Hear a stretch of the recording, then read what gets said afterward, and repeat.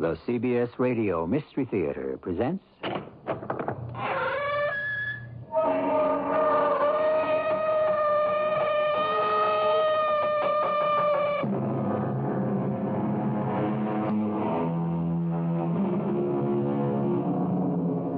Come in. Welcome. I'm E.G. Marshall. It has been said by more people than I that the virtuous can walk the straight and narrow path single file, but one can never sin alone. The evildoer is pursued to the ends of the earth by one voice, his conscience. This tale, adapted from the pen of Edith Wharton, reminds us with what hypnotic tongue the voice of conscience can speak. Are you saying that for the past 200 years, the same ghost has been living in this house? Oh, no, Mrs. Morgan. The house has changed hands many times. Many people have lived here. The ghost is always a different ghost. Well, that's a new twist. And the way I figured, Mr. Morgan, it's the people who bring a ghost with them. There's something about this house that always makes a ghost feel welcome.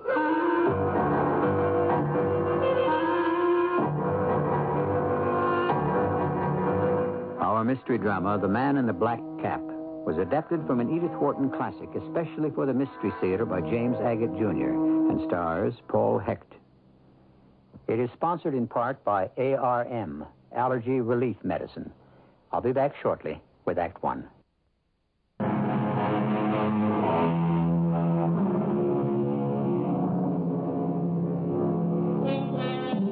Richard III, a king and a murderer, as Shakespeare has drawn him, wrestles one night with his guilt.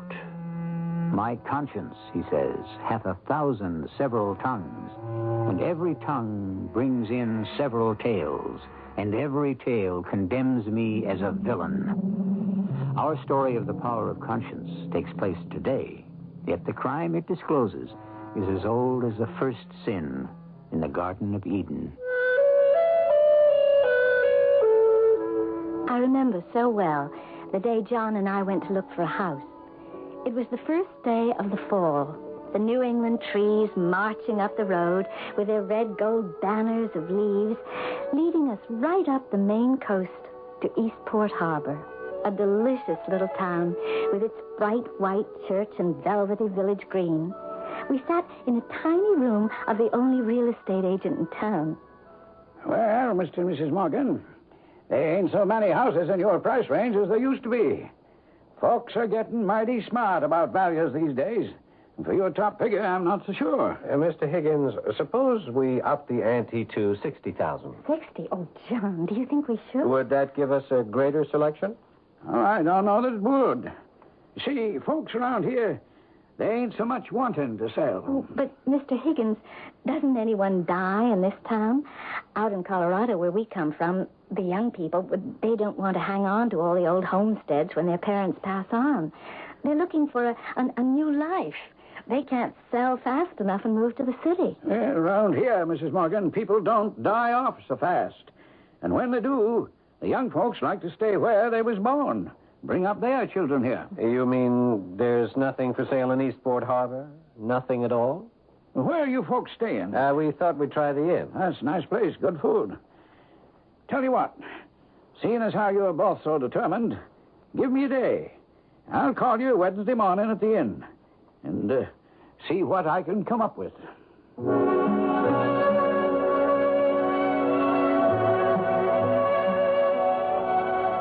Well, what's the verdict?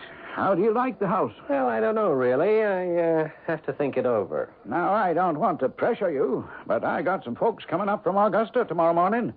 And they're particularly interested in an honest-to-goodness Victorian house. But you don't want to pressure us. In my line of business, Mr. Higgins, we wouldn't exactly call that a soft sell. And what would your line be, Mr. Morgan? I'm in the mining business, but I'm retired now. A young fellow like you, retired already? John sold his mine. It was his idea to come east to live. Oh, John, it's a darling house. It's the kind I've always wanted. I think we've been through every room. Oh, and that fantastic little square deck on the roof. You can see for miles around. Whoever thought to put it up there? Well, most of these old houses by the ocean have them. They're called a captain's walk, ma'am. 100 years ago, captain's wife Could go up there to watch for her husband's ship to come in. Oh, do you hear that, John? It's just the place to write. Oh, I don't know. The kitchen needs a lot of work. That old icebox and the old coal stove. That's going to be my department. I want the kitchen to stay old-fashioned, just the way it is. You're not going to like hauling coal to cook with, I'll tell you that. It takes a little getting used to. Now, how far does the property extend? You said 25 acres? Well, come here to the front door. I'll show you. Now, I'd say just about as far as the eye can see in all directions. To your right, to your left, straight ahead up the hill. And in back of the house, clear down to the ocean. Oh, I love this garden. And the rambling roses on each side of the gate. I can't wait till spring. Oh, it's a nice location, I'll say that. I'm going to put a lot of time into this garden, John, while you're writing your book. Oh, and that clock striking the hour. It's been doing that for over 200 years, Mrs. Morgan. 12 o'clock. Oh, so many pretty sounds. I think I know everything I have to know about this place, and it all makes me absolutely positive I want to live here. Now, there's only one thing about the house I haven't told you folks. But seeing as how you're a modern kind of couple, I didn't think it very important. Do you mean the fact that every room needs painting? The ghost. Oh, there's a ghost that lives here? You were right, Mr. Higgins, not to bother us with fairy tales. It's high time people discarded such superstitions. Oh, superstitious I'm not. I'm not the only real estate agent in Eastport Harbor. I'm also the only sheriff. I didn't know that. You're the sheriff, too? Well, meaning I look at happenings realistically, believe me. At one time, I'd have said the same as you about superstitions. But the ghost who comes around here is different. Oh, how so? I've seen it myself. Are you a drinking man, Mr. Higgins? No more than I can handle. Why? Well, I thought perhaps you tied one on the night you saw this ghost. Wasn't night. I've seen it by day. And have there always been ghosts here? For 200 years, ma'am. Always the same? Oh, no. Always a different ghost. Oh, well, that's a new twist. The way I figure it, it's the people who live here who bring the ghosts with them. Something about this makes ghosts feel welcome. Well, that's the only explanation I can give. John, this is the house I want to live in. Put down my roots. And Eastport Harbor is the town I want to live in. Now, you arrange everything with Mr. Higgins.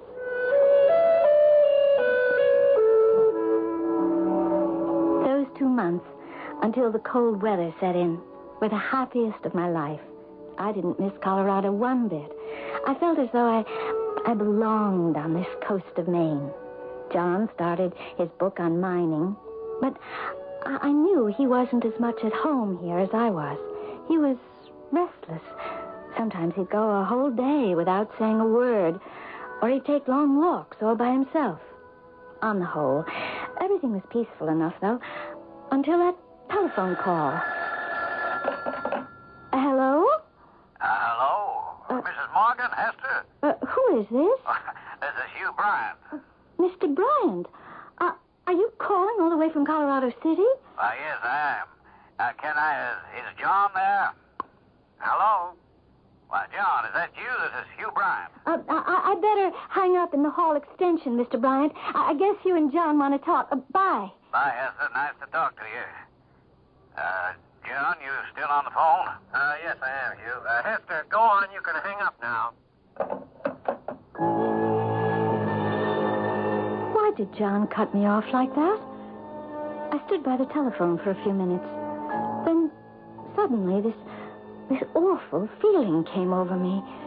The sulphurous smell of danger. I turned around quickly, and there was a shadow of a man on the frosted glass frame around the front door. Then he was gone. And then something compelled me to pick up the hall extension again and listen. When did all this happen, Hugh? Early this morning. And where does that leave the lawsuit? Well, it still stands, I guess, unless he dies of the gunshot wound. Well, he's in a coma now. The nasty part is I thought I'd hushed up the whole lawsuit. But now it's going to be in all the papers. I've had 3 reporters here already with a lot of insinuating questions. Oh, what do they say? Nothing very complimentary about you, John. Yes. Well, keep me posted, will you, Hugh? I'll send along a clipping or so. And if anything develops on the lawsuit, I'll let you know. Okay. Thanks for calling, Hugh. Come in, Hester. You don't usually have the study door closed, John. I disturb easily when I'm writing. I don't know what persuaded me I could write a book about copper mining. You're an engineer and you owned a mine. What else do you need? I suspect I need to know how to write. Just to put down my experiences. Well, it isn't coming out the way I thought it would. Maybe you should do something else, John. Well, that's just the trouble. We have a bank full of money from selling the Lucky Penny mine, but I don't know what I want to do with myself. 40 years old, and like Higgins said, a little young to be retired. What did Hugh Bryant want? Oh, nothing really. Tying up some loose ends from the sale of the mine, that's all. Really? Is that all? Why do you say that? If I say that's all, that is all. John, you never used that tone of voice to me before. What did you come busting in here for anyway? You know I'm working. Questions. Well, if you must know, I came because I was frightened. No? There was someone at the door. Well, I didn't hear the bell ring. He just stood there, and suddenly he vanished. It scared me. Oh, come on now. He probably came to the wrong house. He thought better of it and left. I don't know. I'm still a little shook up. John, would you do me a favor? Oh, sure, I will. Oh, Hester, I'm sorry. Forgive me. I'm sorry I barked at you just now. What is it? Would you come upstairs with me to the captain's walk? Now? Now. Oh, sure. But why? Well, I can't explain it. It's a beautiful view, and maybe a little change for you will help get rid of your cobwebs or whatever it is that's keeping you from concentrating.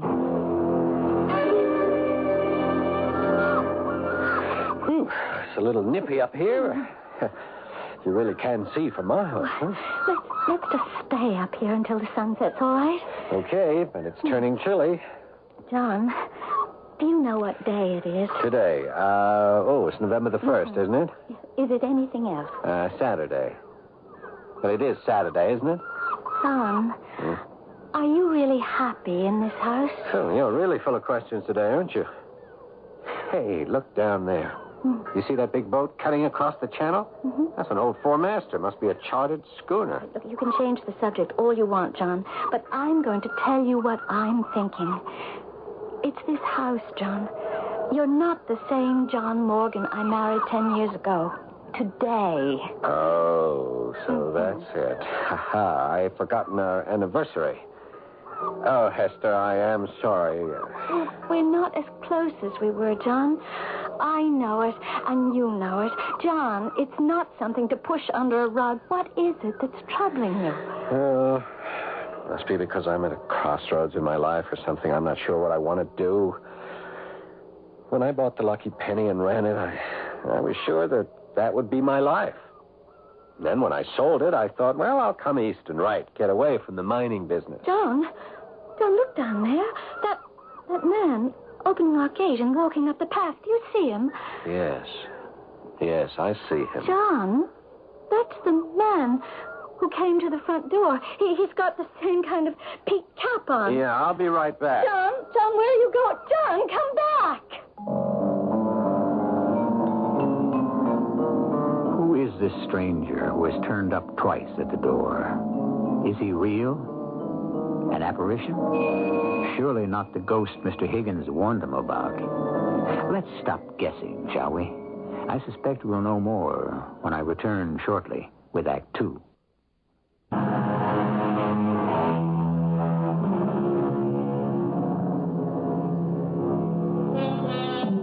Let me reset the scene for you. It is November. In a large old house right on the Maine coast dwell a husband and wife recently transplanted from the Midwest, where the husband has made what in commercial circles would be called a killing. Are we being overly suspicious if we wonder whether the killing was purely business? John? Darling, where are you? Oh, you frightened me. What's the matter with you, Hester? You open a door, I happen to be standing right behind it. Oh, what are you doing? I just got up from my desk to find a book. What should I be doing? I'm trying to write. What about that man? What man? 5 minutes ago, you left me on the roof. I had to climb down that rickety ladder all by myself. Now, what about the man we saw coming in the gate? The man I'd seen before when you were on the phone. Oh, yeah. Nothing. Nobody. I thought it was old Higgins, so I ran down to ask him about the deed. I haven't received a certified copy yet. You thought the man we saw was Mr. Higgins? Well, whoever it was, when I opened the door, was gone. How could that be? I was looking right down from the captain's walk. I didn't see anyone go away. I can't help what you saw or didn't see. He'd gone, I tell you, and no one was there. I can't imagine why you thought it was Mr. Higgins. This was a much younger man. Please stop plaguing me, Hester, and go away. Sometimes you can be very exasperating. When John's in one of those moods, it's best to leave him alone. And those moods are becoming more and more frequent. His temper's getting shorter and shorter. Then, something caught my eye on the hallway floor. I bent down and picked up an empty shotgun shell. How did it get here? We don't have a gun in the house. Why make such a fuss about an empty shotgun shell? Look, since we've moved in, I've cleaned every inch of this house. And, John, there wasn't any shotgun shell that could have escaped me. Here, let me have it. Oh, now, will you look at it, honey? Who knows how long it's been lying around?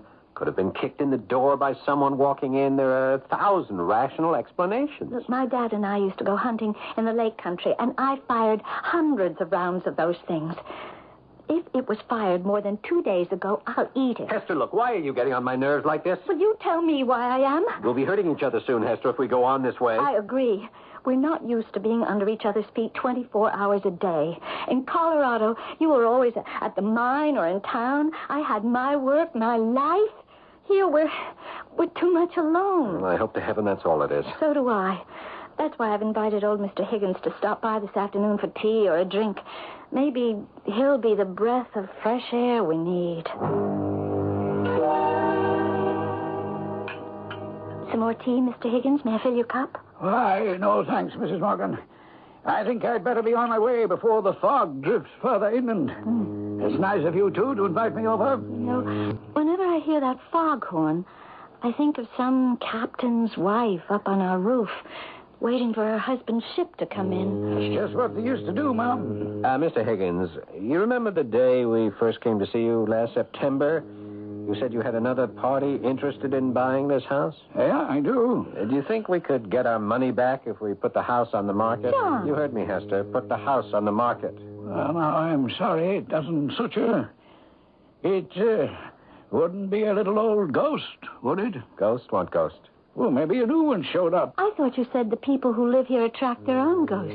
If this is a joke, you two, I'm not laughing. Isn't that someone at the front door? Yes, I'll go.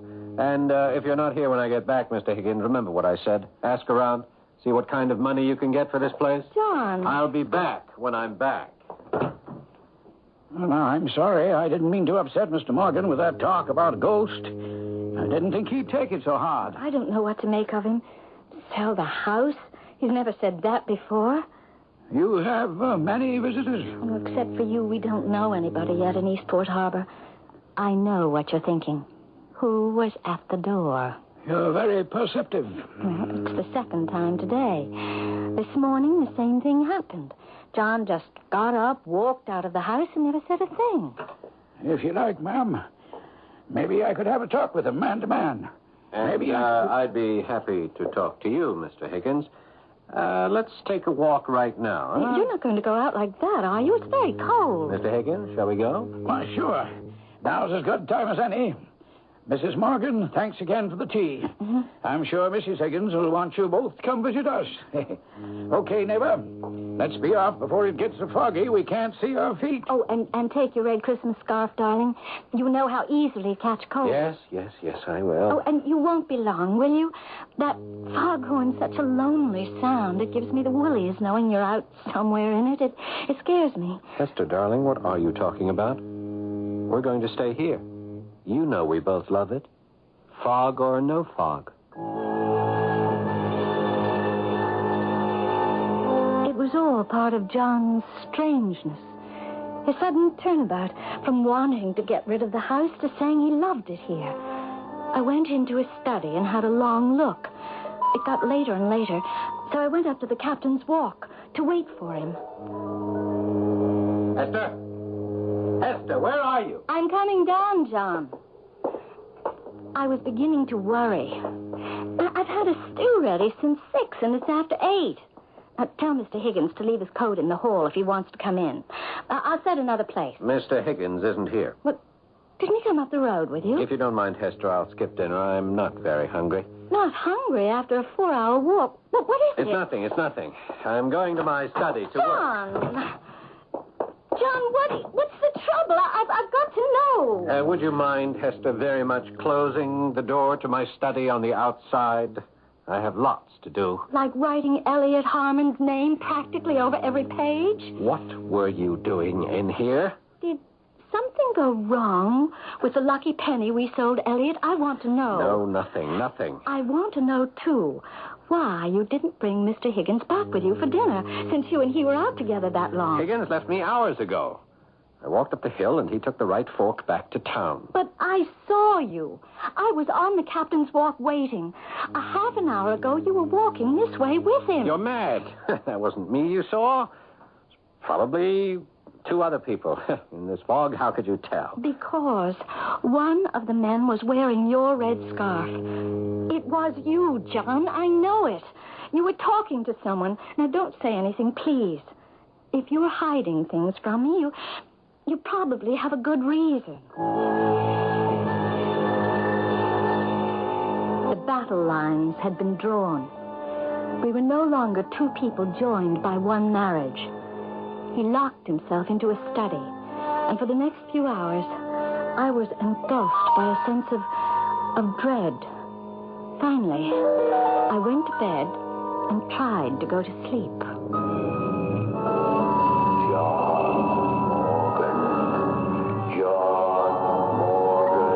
I was wide awake. There was something heavy in the air. John Morgan, you cheated me. What? Who's there? John, what is it? Is it a nightmare? And I, for an eye, John Morgan. No! Before I could stop him, John was out of the bed and running out of his room. I switched on the light. John, where are you? I ran about the house like a crazy person. I couldn't find him. I ran back to the bedroom, slipped on some dungarees and a shirt. And then it came to me. He'd gone up to the captain's walk. I climbed up the rickety ladder, opened the little trap door. No, it's not true. I told you that 1,000 times. I said I'd fix everything, didn't I?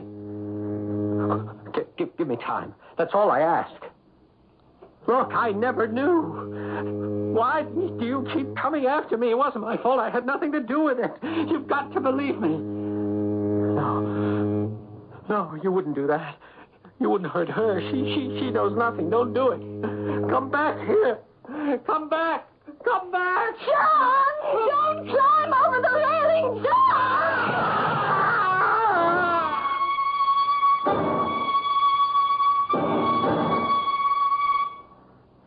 How is your husband this morning? I can't believe it. He leads a charmed life. Nothing broken after he fell off the roof? Well, as I told you on the phone, I ran downstairs. He picked himself up. He didn't say a word. He just went to bed. What was he doing on the roof in the middle of the night anyway? I wish I could tell you, but it's so incredible. Nobody would believe me. No one would ever believe what? Oh, good morning, Higgins. What brings you here? Oh, Miss Morgan, I heard you had a little trouble last night. Fell or slipped or something. You wouldn't like to have someone look at you? I know you mean to be neighborly, Higgins, but you understand I've got to get to my study and work. Huh? Bring me some coffee, will you, Hester? I guess I'd better go. Mr. Higgins, if I told you something, could you keep it to yourself? Hester, I said coffee, please. I'll go now, Mrs. Morgan. And if there's some way I can help, please phone me. I don't know if you can. I don't know if anyone can.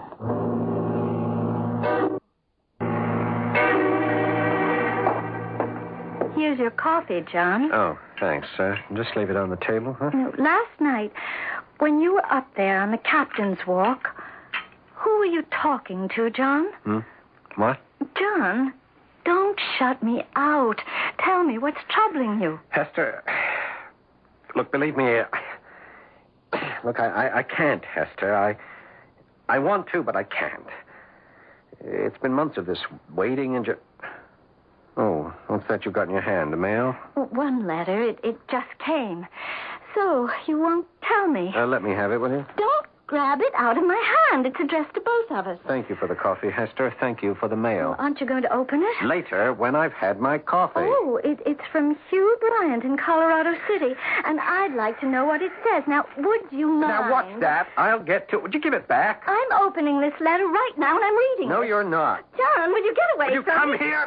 Oh! I'll hit you much harder the next time you don't do as I say.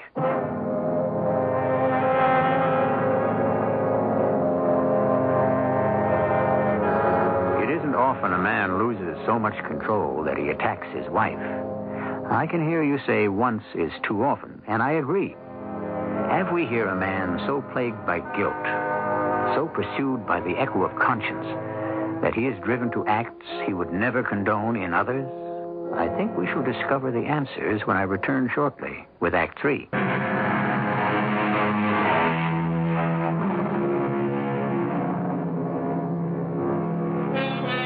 It takes love, courage, and restraint to withstand a slap in the face from your own husband. Hester Morgan possesses all three.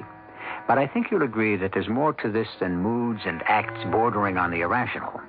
Obviously, a good and quiet conscience, a peace above all earthly dignities, as Shakespeare has defined it, is not John Morgan's frame of mind. All right, open the letter. Go on. I will. Oh, but there isn't a letter. Just this. A newspaper clipping. Oh, what is it? Well, how should I know? Read it. Lucky penny fraud. John, did you know about this? Well, what does it mean? Is it a lawsuit? I don't know. It's nothing. Mr. Bryant sent it to us. Look, it's cut out from the Colorado City Times. Is it true what it says?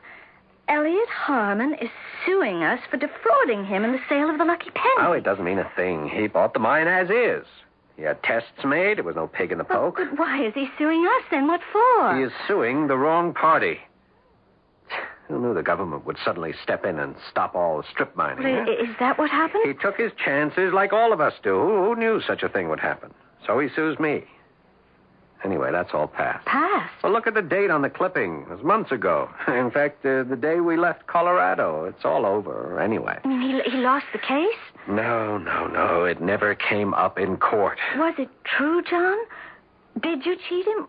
Was it a fraud? I've got to know. He withdrew the case, I told you. But I want to know why. He had an accident, that's why. How do you know? Because you phoned me from Colorado and told me. What kind of an accident? He shot himself. Oh, no. His poor wife. I wish I'd known him. Oh, no. Why are you going on like this? It's nothing to do with us. I remember his wife, Sarah. She was such a lovely girl. Well, when did he die? He's not dead. At least not so far as I know. I can't believe anything you say. I'm going to telephone Mr. Bryant myself and find out. You'll do no such thing. Oh, yes, I will. The Lucky Penny was in both our names. I want to know what happened to that poor man. Put that phone down. I'm warning you, Hester. Don't force me. Never mind, operator.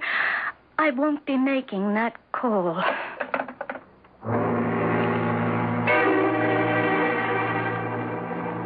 Winter came and went. I wrote some poetry and cried to myself.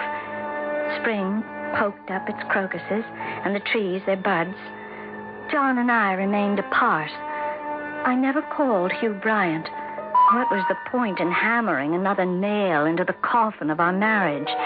And then, one morning, I was on my knees in the garden, putting in some glads and dahlias. It was noon. I beg your pardon. Oh, I didn't see you coming in the gate. I'd like to see Mr. Morgan. My husband? I suppose so. I haven't had the pleasure. I'm Mrs. Morgan. Look, I'm afraid, if you don't mind, you'll have to come back after 4 o'clock. You see, my husband has a strict schedule. He works every day at his book. He won't see anyone until 4. I think he's expecting me. Oh, that could be. He doesn't always tell me everything. Haven't you been to see him before? I get the feeling somehow that... Oh, pay no attention to me. Sometimes I think I know people from somewhere, and it's just my imagination. So, he's expecting you. I'm sure of it. You've come from pretty far, haven't you? Pretty far. No one wears a cap like that. Oh, forgive me. I didn't mean to be rude. May I see Mr. Morgan? Well, I'm sure he won't mind, even though it's just 12. The front door's open. He's right at the back. The last room is his study. I'd show you the way, but I must get these bulbs in now that the weather's turned. Thank you very much, Mrs. Morgan. Those were the last words I ever heard our visitor say. That strange man wearing a black cap which shaded his eyes so much I never saw them. I went round the back to fetch the last of the gladiola bulbs. It was 1 o'clock when I went into the house. John wasn't there.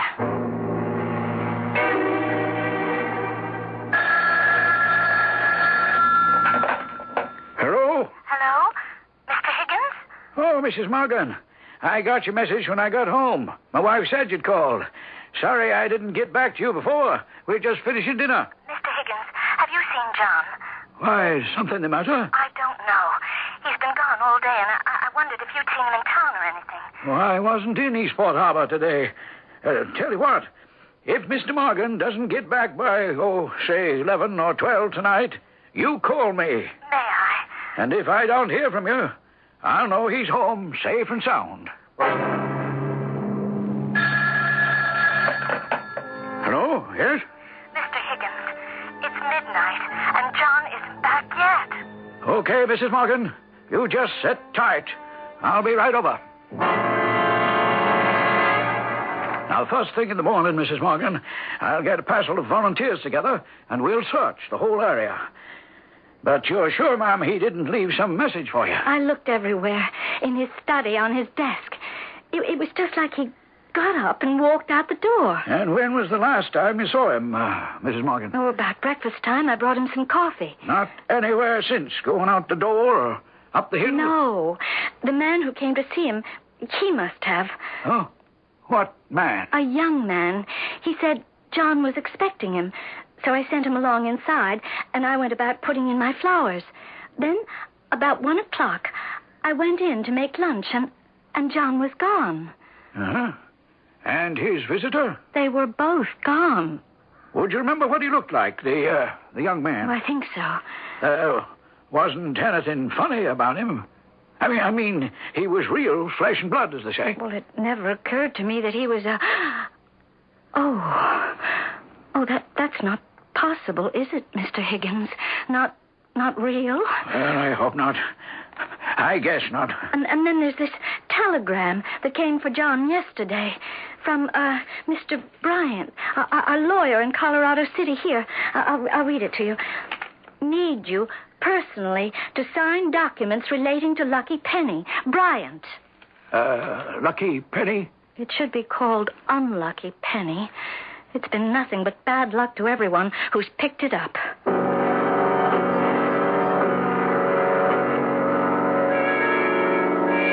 Hello, Mr. Bryant.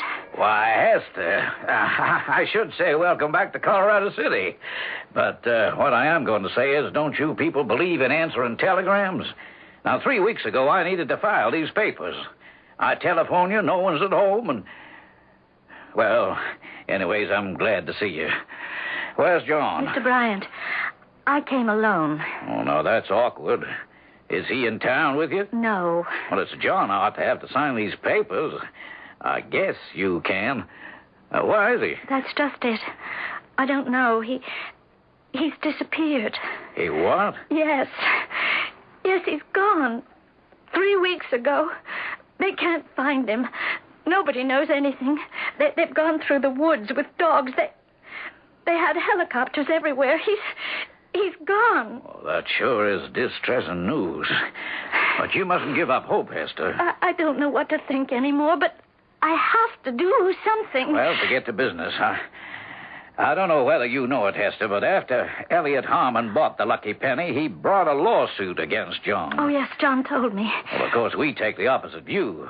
Harmon sued on the grounds that John had misrepresented the mine's ability to continue to function. Of course, that was patently nonsense.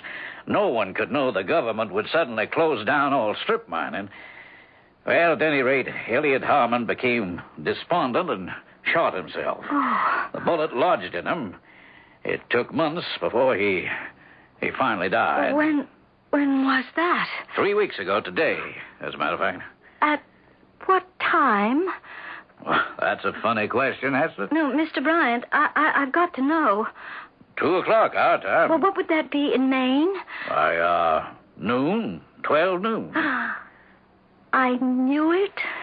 I felt it all along. Lord in heaven. You knew what, Hester? John isn't missing. He's dead. They killed him. He's been murdered. Don't you see? Elliot Harmon dies. Within an hour, John disappears. Are you saying that someone actually killed John as a revenge for Elliot Harmon? Yes, I am. But how could there be any connection? We're thousands of miles apart. Couldn't someone in Colorado City have telephoned to Eastport Harbor to go out and get John? Well, that's awfully far-fetched. We sold the Lucky Penny for a good price, right? Now, if Elliot and Sarah Harmon felt they were cheated, so did all those other people who put up their money. At 12 o'clock, see, I remember hearing our church bell ringing the time. At 12, a young man came to our gate and asked to see John. I sent him inside. I never saw him or my husband again. Well, now, this young man, could you describe him? You remember him? I told the police everything I knew. The only distinguishing thing about him was he wore a black cap. Did you see a black cap? Yes. I never saw his eyes. They were like deep hollows, all shaded by that cap. Well, that's hard to believe. What is? Excuse me. Hello? Oh, hello, Chief Foster. I was going to call you. Yes, I have Mrs. Morgan with me. Hester Morgan, you remember her? She came up from the east on business. It seems there's quite a mystery about John Morgan. He disappeared 3 weeks ago. What? Well, you don't mean it. Oh, that's a terrible thing. Yes, certainly I'll ask her, and if she agrees, we'll be right along. Thanks, Chief. It seems that John isn't the only one who disappeared. Hmm? Sarah Harmon visited her cemetery yesterday, first time in weeks. Her husband's grave had been dug up. His body is gone. Oh, no.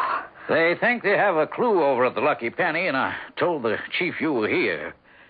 I have to go, but if you want to, you can come along, Hester. It'll seem strange to go there now, but why not?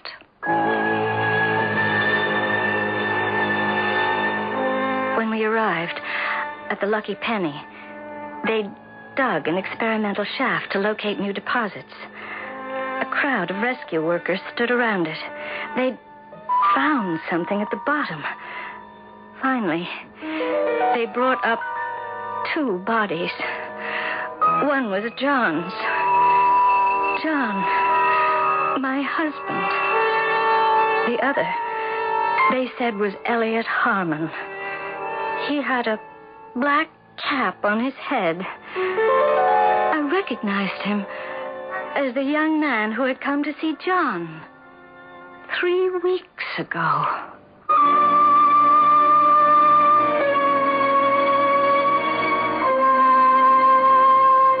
Is it beyond our comprehension to grasp what we have just enacted? That a man on the edge of death could haunt the one responsible until death itself does arrive and claims them both? We know so little of the world beyond. Isn't it possible that our flights of fancy could be on the wings of truth? I shall return shortly. Now a word for working stiffs. If you keep your noses to the grindstone, your nose is gonna be a mess. Ooh. So stick your nose into your TV set And have a laugh on CBS. Hello, neighbor, we're in labor. Whoops, we meant to say we're working stiffs. But when we take a job, we mess it up. More laughs than you can shake a slapstick at when we CBS it up. Watch Working Stiffs clean up this fall on CBS television. At the store, they told me there's a powerful anti-itch drug I can buy without a doctor's prescription. Now I use Bicozine cream as directed. No more burning, embarrassing itching. No more scratching. Bicozine actually speeds healing. Bicozine cream. What a relief. For constipation, remember X-Lax pills, the overnight wonder. X-Lax pills, the overnight wonder. X-Lax pills, for occasional use only as directed. I'm Susan Anton. It's a good feeling to sleep the night away on a perfect sleeper's vibe. Pillow Soft is the ultimate in sleep. Unique extra thick cushioning for heavenly comfort on top. Ultra firm support inside. Perfect sleeper Pillow Soft. Firmness that feels good. Be a perfect sleeper. Buy a perfect sleeper. Perfect sleeper. Buy Show 'em your clout, rip it right out. Show 'em your clout, show 'em your master charm. I love to shop. I'm a woman. I love to travel. I work. I always need something. A new wardrobe. Leather luggage. A gift for him. A gift for me. What do you do? Show him your clout. Hey, we're in charge with Master Charge. When you carry master charge, you carry clout, show me clout.